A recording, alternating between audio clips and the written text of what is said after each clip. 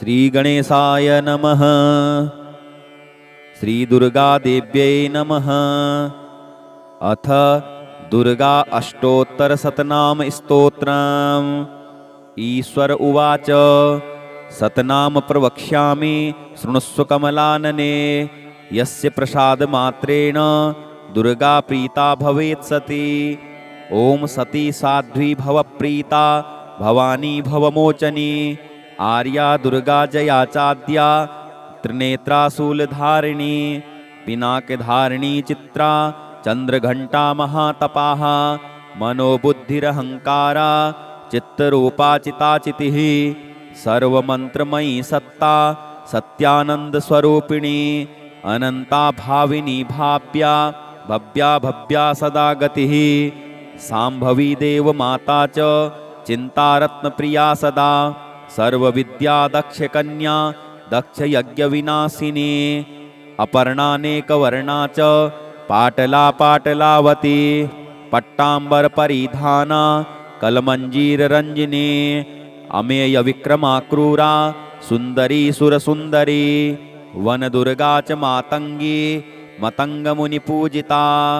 ब्राह्मी माहेश्वरी चैन्द्री कौमारी वैष्णवी तथा।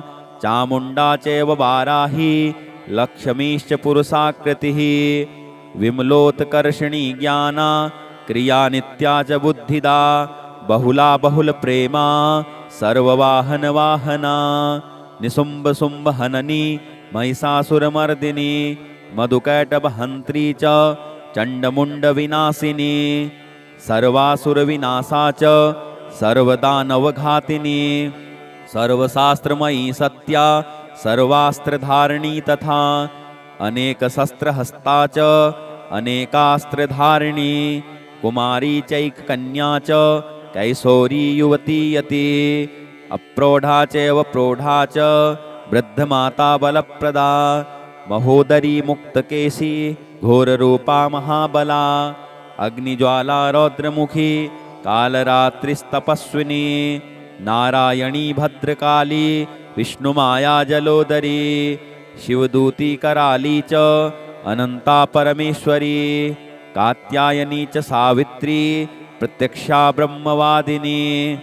यैदं प्रपठे नित्यं दुर्गा नाम शताष्टकम्। नासाद्यं विद्यते देवी त्रिषु लोकेषु पार्वती। धनं धान्यं सुतं जायां हयं हस्तिनमेव च। चतुर्वर्गं च चान्ते लभेन्मुक्तिं च शाश्वतीं। कुमारीं पूजयित्वा तु ध्यात्वा देवीं सुरेश्वरीं। पूजयेत् परया भक्त्या पठेन्नाम शताष्टकम्। तस्य सिद्धिर्भवेत् देवी सर्वैः सुरवरैरपि। राजानो दासतां यान्ति राज्यश्रियमवाप्नुयात्। गोरोचनालक्तकुङ्कुमेन सिन्दूरकर्पूरमधुत्रयेण विलिख्य यन्त्रं विधिना विधिज्ञो भवेत् सदा धारयते पुरारिः। भौमावश्या निशामग्रे चन्द्रे सद्विषां गते। विलिख्य प्रपठेत् स्तोत्रं स भवेत् सम्पदां पदां। स भवेत् सम्पदां पदं। स भवेत् सम्पदां पदम्।